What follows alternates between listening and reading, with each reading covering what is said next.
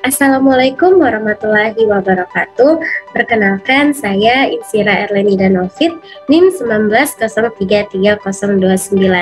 Pada kesempatan kali ini, saya akan membahas mengenai pemanasan global efek rumah kaca. Sebelum kita masuk pada materi, mari bersama-sama kita menonton tayangan video berikut ini. Bumi semakin lama semakin panas. Mengapa demikian? Berikut penjelasannya. Cahaya matahari menyinari bumi. Sebagian panas matahari diserap oleh bumi dan sebagian lagi dikembalikan ke angkasa, tetapi terperangkap dan kembali lagi ke bumi. Hal ini disebabkan karena asap kendaraan bermotor dan asap industri yang menghasilkan gas karbon dioksida atau CO2. Penggunaan freon dan klorofluorokarbon sebagai perangkap dingin sehingga terjadi kenaikan konsentrasi gas karbon dioksida yang melampaui kemampuan tumbuh-tumbuhan dan laut untuk menyerapnya. Kenaikan gas-gas karbon dan gas lain di atmosfer menyebabkan efek rumah kaca sehingga terjadi pemanasan global. Nah, tadi merupakan video singkat proses terjadinya pemanasan global. Selanjutnya kita masuk pada keterkaitan materi dengan bencana. Yang pertama, bumi adalah habitat dan tempat tinggal untuk berbagai makhluk hidup yang ada di dunia termasuk manusia. Namun, semakin hari bumi semakin memanas akibat pemanasan global. Pemanasan global adalah suatu fenomena global yang dipicu oleh kegiatan manusia, terutama yang berkaitan dengan penggunaan bahan fosil dan kegiatan alih guna lahan. Kegiatan ini menghasilkan gas-gas yang semakin lama semakin banyak jumlahnya di atmosfer, terutama gas karbon dioksida atau CO2 yang melalui proses yang biasa kita kenal sebagai efek rumah kaca.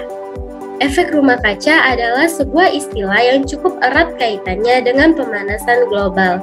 Disebut dengan efek rumah kaca karena adanya peningkatan suhu bumi akibat suhu panas yang terjebak di dalam atmosfer bumi. Yang kedua, ada gas penyusun efek rumah kaca. Berdasarkan gambar di samping, dapat dilihat bahwa gas efek rumah kaca sebenarnya muncul secara alami di lingkungan, tetapi dapat juga timbul akibat aktivitas manusia. Bagaimana jika gas-gas tersebut diproduksi lebih banyak dari biasanya? Sebelum menjawab pertanyaan tersebut, kita harus mengenal gas-gas apa saja yang ada di atmosfer yang menyebabkan efek rumah kaca. Adapun gas-gas tersebut, yang pertama ada uap air atau H2O, yang kedua ada karbon dioksida atau CO2, yang ketiga ada metana atau CH4, dan yang terakhir ada nitrogen oksida atau N2O. Yang ketiga, manfaat dan dampak efek rumah kaca. Efek rumah kaca ini sangat dibutuhkan oleh segala makhluk hidup yang ada di bumi. Karena tanpa efek rumah kaca, planet ini akan menjadi sangat dingin. Dengan suhu rata-rata sebesar 15 derajat Celcius atau 59 derajat Fahrenheit, bumi sebenarnya telah lebih panas 33 derajat Celcius dari suhu sebelumnya. Jika tidak ada efek rumah kaca, suhu bumi hanya minus 18 derajat Celcius, sehingga es akan menutupi seluruh permukaan bumi.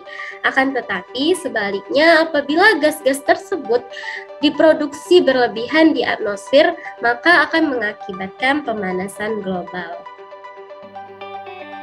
Lalu, bagaimana cara kita untuk mengurangi pemanasan global ini? Terdapat berbagai cara untuk mengatasi permasalahan yang sudah sejak lama ini. Salah satunya adalah dengan mengurangi bahan bakar fosil seperti minyak dan batu bara. Pasalnya, bahan bakar fosil adalah penyebab terbesar tingginya kadar CO2 di bumi. Cara lain adalah dengan melakukan reboisasi, yaitu proses penanaman kembali hutan yang telah ditebang dan memperbanyak lahan hijau.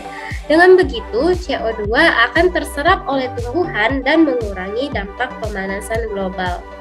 Dan yang terakhir, kita bisa mengurangi pemakaian plastik untuk menghindari tumpukan jumlah plastik yang bisa menghasilkan gas metana.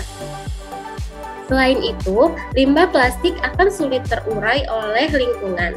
Mulailah beralih ke bahan yang mudah terurai. Sekian penjelasan dari saya mengenai pemanasan global efek rumah kaca. Saya akhiri, mohon maaf jika ada salah kata.